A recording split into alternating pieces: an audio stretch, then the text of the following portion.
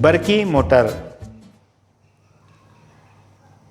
برقی توانائی کو میکانیکی توانائی میں تبدیل کرنے والی مشین کو برقی موٹر کہتے ہیں۔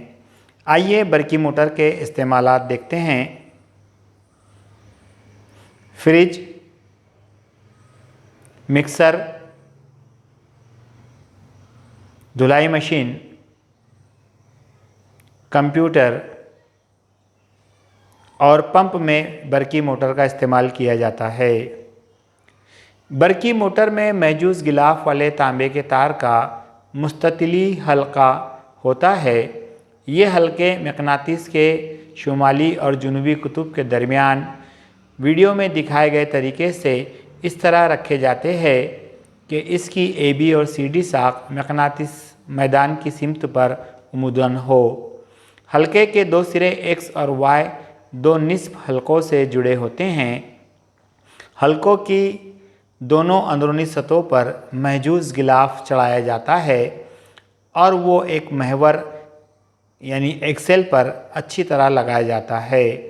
ایکس اور وائی نصف حلقوں کے باہر برقی موصل مستطیل طور پر کاربن برش کو بیرونی سطح سے مس کرتا رہتا ہے۔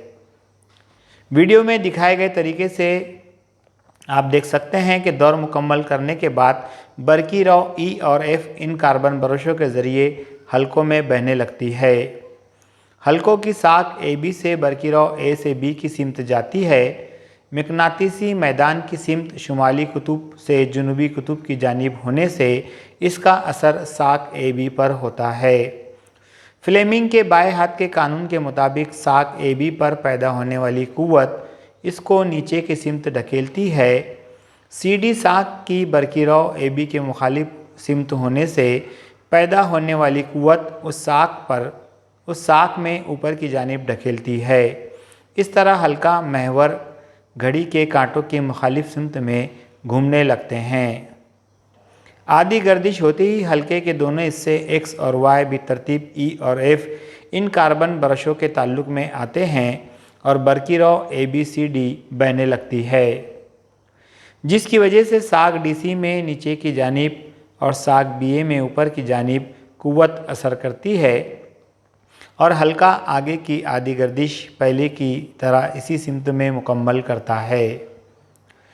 اسی طرح آدھی گردش کے بعد حلقے کی برقی رو کی سمت مخالف سمت اور حلقہ اور محور ایک ہی یعنی گھڑی کے کانٹوں کی مخالف سمت میں گھومتے رہتے ہیں۔